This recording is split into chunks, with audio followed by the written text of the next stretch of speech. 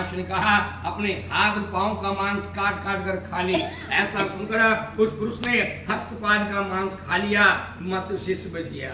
इस पर महादेव जी प्रसन्न होकर कहा कि तुम्हारा आज से कीर्तन नाम होगा, तुम हमारे द्वारपाल होगे। जो पुरुष तुम्हारा पूजन नहीं करेंगे वही हमें अप्रिय है। नारद जी कहते हैं उस दिन से भगवान शिव के द्वारपाल कीर्ति मुख हैं, जो केवल भगवान शिव की पूजा करते हैं और उसके साथ में कीर्ति मुख की पूजा नहीं करते तो भगवान शिव की पूजा निष्प्रयोजन होती है। राहु भी बर्बर नामक राक्षस पड़ा हुआ है, इसलिए राहु का नाम बर्बर पड़ा।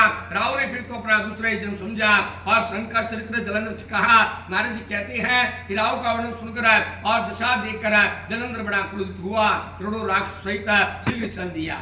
चलते समय सामने एक आंख वाले शुक्राचार्य जी आ गए। अंग भंग है जिसका, ऐसे राहु भी आ गया, मुकुट भी गिर गया। इस प्रकार कुछ अपशगुन हो गई। इस प्रकार आकाश वर्षा ऋतु में मेघ से ढक जाता है, उसी प्रकार से राक्षसों और देवताओं के विमान से आसमान आच्छादित हो गया। इंद्र आदि देवताओं ने जलंधर की चढ़ाई देखकर शिव का सारा समाचार भगवान शिव को सुनाया। हम देव के गण संकट को आप क्यों नहीं देखती, हमारा रक्षार्थ जलंधर का नाश करो। नारद जी कहते हैं देवताओं इस प्रकार की वाणी सुनकर भगवान शिव हंसे और उसको भगवान सभा में जाकर करने लगे, विष्णु जलंधर को युद्ध में क्यों नहीं मारा और अपना स्वर्ग छोड़ उसी के साथ रहने चले गए।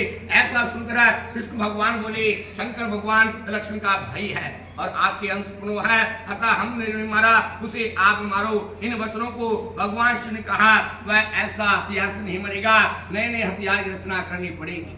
नारद ने कहा तत्पश्चात विष्णु इत्यादि देवताओं ने अपना अपना तेज प्रदान किया और उन तेज को एकत्रित कर भगवान शिव ने ज्वालामाला नाम था जिसका ऐसा सुदर्शन नामक चक्र की रचना करी। शेष का वज्र बना।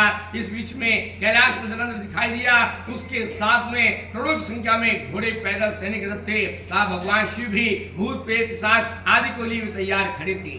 इंद्र आदि देवता सहायता करने वाले थे, वे जलंधर कर्ण राज्य को छोड़कर युद्ध में आ खड़े हुए। अब भगवान शिव की आज्ञा पाकर नंदी भृंगी कार्तिक स्वामी चारों प्रयुक्त होकर कैलाश से उतरकर नीचे आए। उस युद्ध में ढोल शंख मृदंग रथ घोड़े हाथियों और योद्धाओं में इतना शोर हुआ कि पृथ्वी कंपायमान हो गई।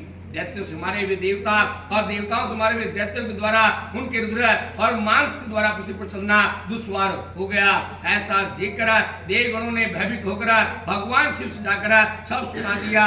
तत्पश्चात भगवान शिव के मुख से एक डरावनी ताल गुफा की तरह मुख था, जिसका अपने स्तनों के द्वारा पेड़ों को नष्ट करती हुई कृत्या उत्पन्न हो गई। शुक्राचार्य इस प्रकार इस योनि को देखकर देवतागण मारने लगे। तत्पश्चात मनुष्य भयभीत हुए, दानव इस प्रकार भागने लगे जैसे तिनके आंधी के आगे भागते हैं। ऐसा होने से दैत्यों के द्वारा सब दिशाएं आकाश रोक लिए गए, जैसे जल सारे आकाश छा जाता है। तब नंदी गणपति कार्तिक स्वामी ने भागवती सेना को देखकर कालनेमी को रोका। नारद जी कहते हैं गणेश आदि को देखकर दुर्मद शुंभक आदि अपनी जोड़ी मिलाकर संग्राम करने को दौड़ पड़े। कालनेमी नंदी से, शंभु गणपति से, निशंभु कार्तिक से युद्ध करने लगे। गणपति को संकट में देखकर वीरभद्र दौड़े और करोड़ों भूतों के साथ लिए हुए चल दिए। शंभु ने नंदी के 7 रूप द्वारा और कालनेमी के असुर को मार गिराया। कालनेमी ने नंदी के चाप काटा, नंदी ने भी उनकी छाती पर प्रहार करा। इस प्रकार से गिरे हुए मनुष्य के द्वारा दिए हुए संपूर्ण आत्मकर्म को प्राप्त करता हुआ मरे करता खाए हुए पूरी दिशा में दैत्य को देखकर सेना को बड़ा दुख हुआ। इस प्रकार से उसकी सेना को देखकर ऊंचे ध्वज के रथ में चढ़ करके दैत्यराज जलंधर गणों के सामने आ गए। दोनों सेनाओं में उस समय सिंह गर्जना, हाथी, अश्वंख, रथ और नगाड़ों का नाद हुआ। इसके पश्चात कार्तिक के स्वामी ने भरपूर शक्ति से जलंधर को मारा। जलंधर भी बाण से व्याकुल होकर घूमने लगा, किंतु क्रोध से थमथमाकर कार्तिकेय भगवान ने प्रहार किया और भूमि पर गिरा दिया। इस प्रकार गणपति को भी भूमि पर मार गिराकर और एक रथ में आरूढ़ होकर वीरभद्र संग्राम को चल दिए। वीरभद्र को पतितावस्था में देखकर भगवान शिव के गण चिल्लाए और रणस्थल को छोड़कर सब पलायनमान कर गए। गणों की इस प्रकार की चिल्लाहट को सुनकर भगवान शिव स्वयं बैल पर चढ़कर हस्ती मुद्रा में युद्ध में आ गए। रण में इस प्रकार पलायन करते हुए दैत्यों को देखकर क्रुद्ध हुआ और हजारों एक साथ तीर मारता हुआ भगवान शिव की ओर लपका।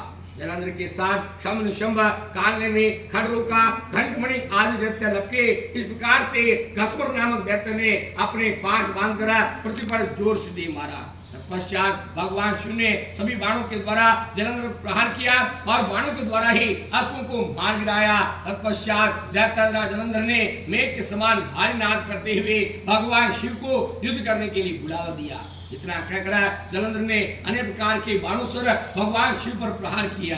शंकर जी ने गदा के टुकड़े कर दिए, बाणों को काट दिया और शंकर जी ने अपने वेग के द्वारा उसको पीछे धकेल दिया।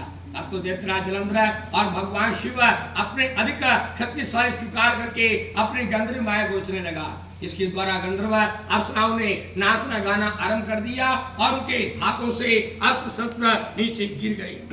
तत्पश्चात उसने 10 हाथ बनाकर, 5 मुख, 3 नयन बनाकर, जटाधारी बनकर एक बड़े बैल पर सवार होकर दूसरे शिव का रूप धारण कर लिया। गौरी भी शंकर को आंखों देखकर सखियों के साथ मध्य में खड़ी हो गई और उसके सामने जा पहुंची। पार्वती को सामने देखकर जलंधर स्तंभ हो गया और स्वयं जड़ की तरह रह गया। तत्पश्चात इस शिव को देखकर और दैत्य जानकर बड़ी भयभीत हुई और कंपित सांस भरती हुई पार्वती वहां से भाग खड़ी हुई। अंतरा जलंधर भी थोड़ी सी देर से विजय रूप पार्वती को देखकर उधर युद्ध में आ गया जहाँ भगवान शिव थे।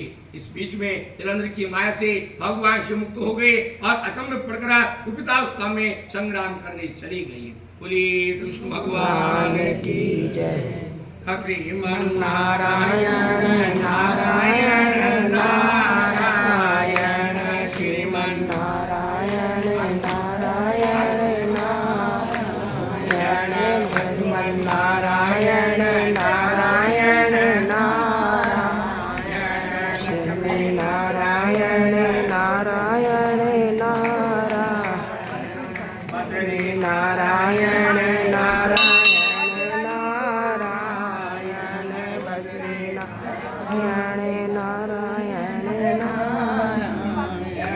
श्रीमन नारायण नारायण नारायण नारायण श्रीमन नारायण नारायण भजमन नारायण नारायण नारायण